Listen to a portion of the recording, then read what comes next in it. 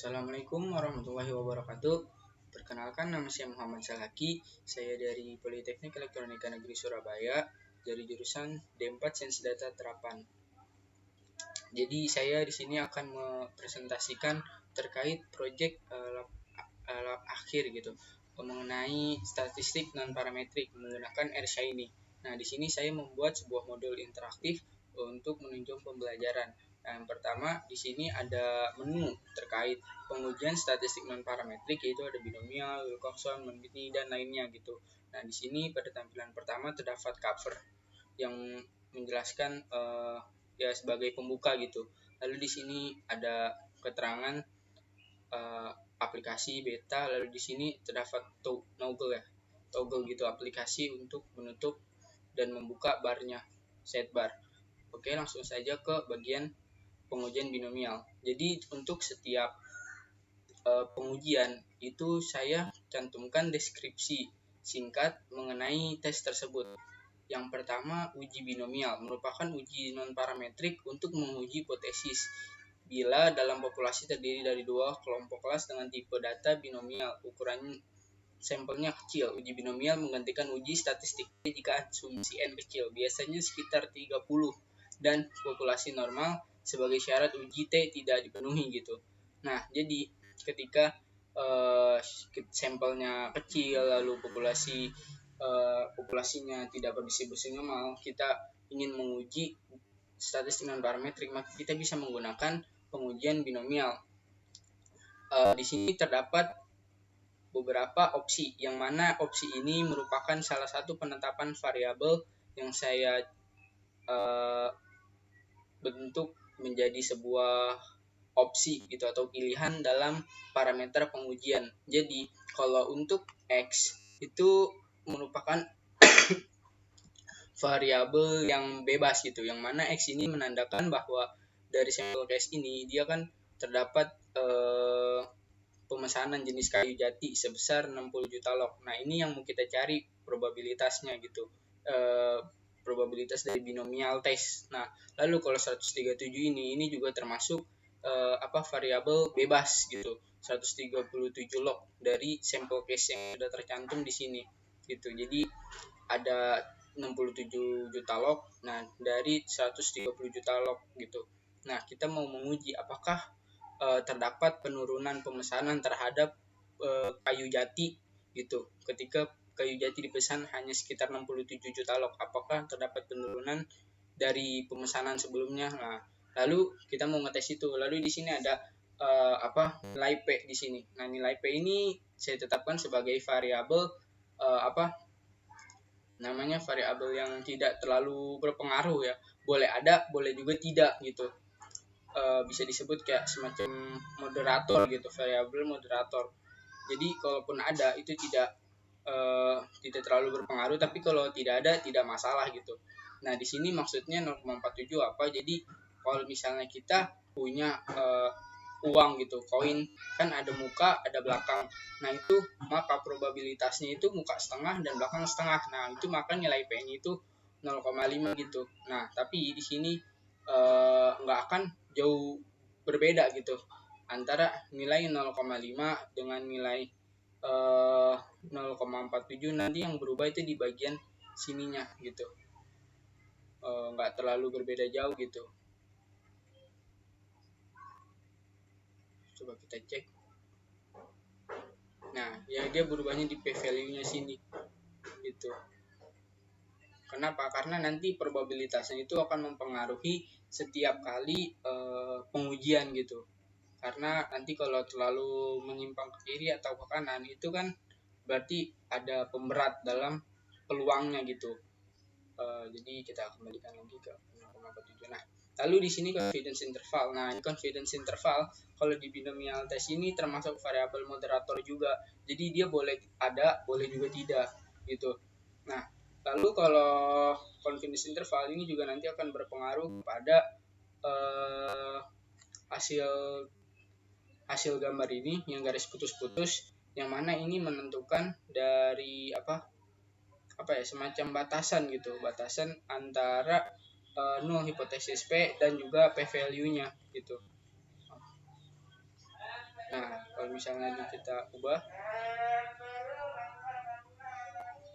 nanti akan terdapat ya mungkin tidak terlalu jauh perbedaannya dibanding kita coba mengganti nilai X atau nilai N-nya gitu. Misalnya kita ganti jadi 50 gitu kan. Nah, dia akan dari tidak bisa ya, error nilainya bentar. Oh, bisa. Nah, langsung jauh berubah gambarnya gitu. Ya, karena ini nilai yang merupakan variabel bebas gitu, sedangkan ini moderator tidak terlalu berpengaruh. Nah, ini juga greater alternatif greater less than to side, di mana kita kan menguji gitu hipotesis kita terhadap sampel case yang sudah ada gitu, apakah terdapat penurunan pemesanan dari kayu jati sebesar 67 juta log dari 137 juta log gitu kan. Ini juga tidak terlalu berpengaruh terhadap tesnya, namun pada hasil grafiknya nanti akan berpengaruh, yang mana hasil tes ini juga cukup ya, cukup berpengaruh gitu untuk kita dalam menentukan apa hasil yang didapatkan gitu. Jadi dapat dikatakan bahwa alternatif ini termasuk variabel yang moderator juga, tapi hasilnya lumayan signifikan gitu. Bukan signifikan, tapi lebih kayak pengaruhnya lebih besar bagi kita gitu untuk melihat hasilnya gitu. Nah, lalu untuk variabel ada bebas, kan pasti ada variabel terikat dong. Nah, ini variabel terikatnya yang ini. Grafik ini yang mana dipengaruhi oleh alternatif, confidence level, nilai P juga, dan yang lainnya lah. Hampir dari ini semua dipengaruhi oleh keseluruhan gambar ini dari uji binomial test dipengaruhi oleh nilai variabel yang dicari, nilai sampelnya, nilai probabilitas, confidence interval, serta nilai alternatif gitu.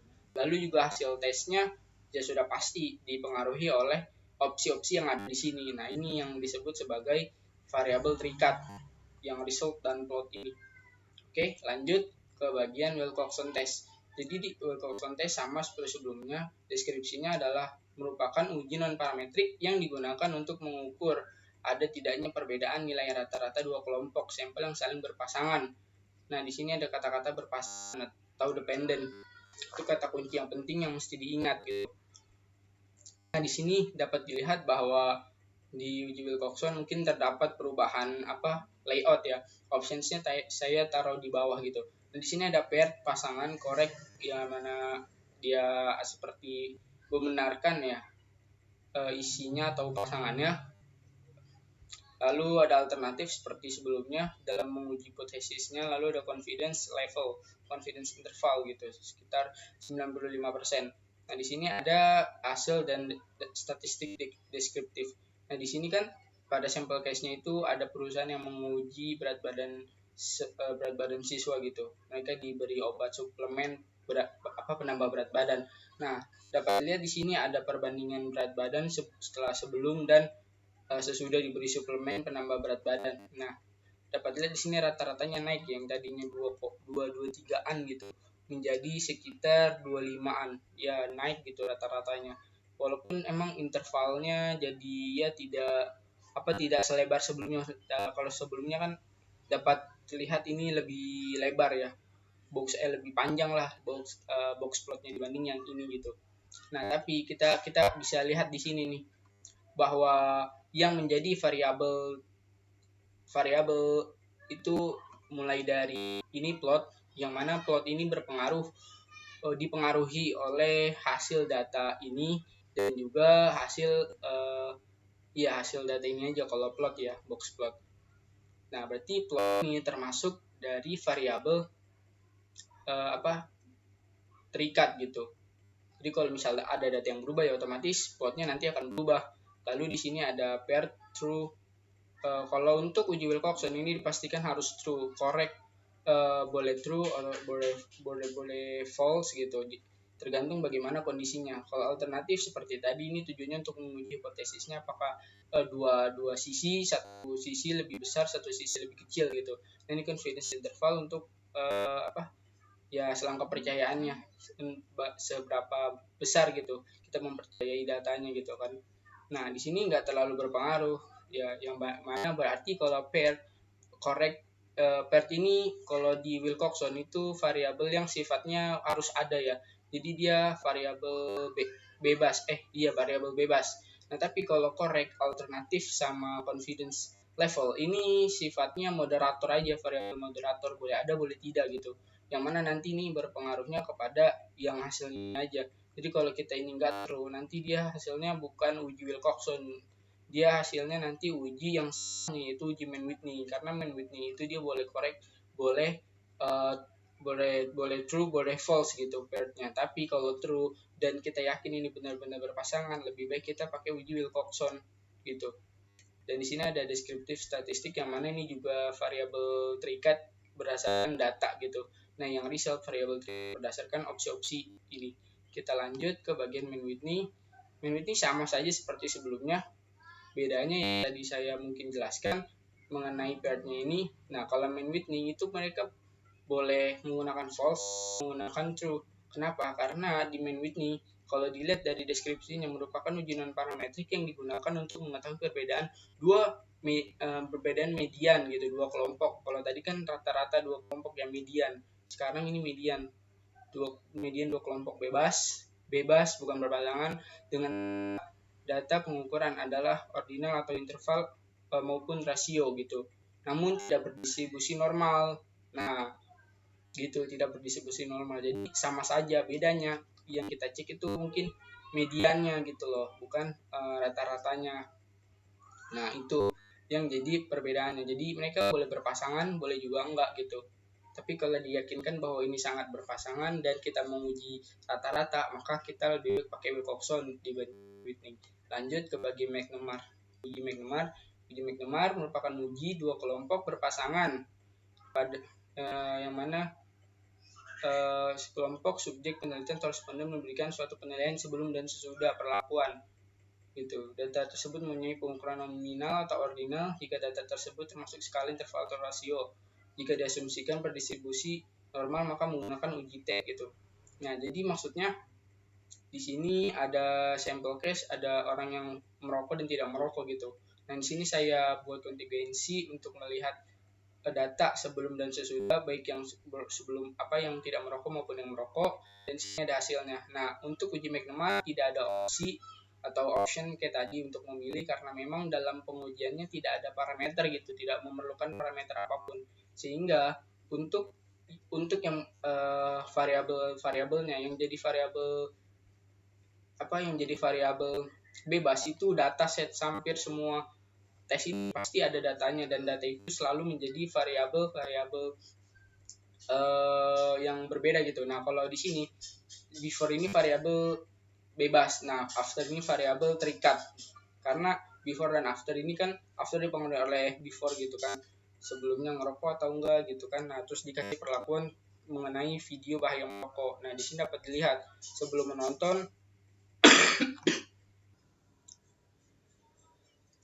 menonton video bahaya merokok ini, yang merokok sama yang tidak merokok tuh hampir berbanding setengah gitu. Setengah sama luasnya lah. Gini kan. Nah, setelah diperlihatkan video bahaya merokok dan mereka menontonnya, dan ini dapat dilihat bahwa yang tidak merokok tuh jauh lebih besar dibanding yang merokok gitu. Tuh dapat dilihat dari grafik mosaic stacked bar plot, hampir sama penjelasannya, bedanya dia hanya disajikan dalam dua diagram batang gitu ya, bahwa secara horizontal yang membandingkan before dan after sama aja gitu. Nah, berarti yang ini itu before yang tidak merokok, yang merokok itu berarti merupakan variabel bebas. Nah, yang after ini variabel terikat. Nah, ini juga grafik berarti termasuk variabel terikat gitu, yang mana hasil ini bergantung pada datanya gitu, termasuk result dan kontingensinya. Lanjut ke bagian tes korelasi eksperimen. yang mana pengertiannya merupakan uji statistik non-parametrik yang bertujuan untuk mengetahui hubungan antara dua atau lebih variabel berskala ordinal. Nah, di sini dapat dilihat bahwa datasetnya mengenai penjualan es krim ya dan temperatur ya. Jadi pengaruh penjualan es krim terhadap temperaturnya gitu. Nah, dapat dilihat di sini ada deskripsi statistik, ada korelasi yang disajikan dalam bentuk matriks konfusi, lalu ada confidence level dan correlation test dan plotnya.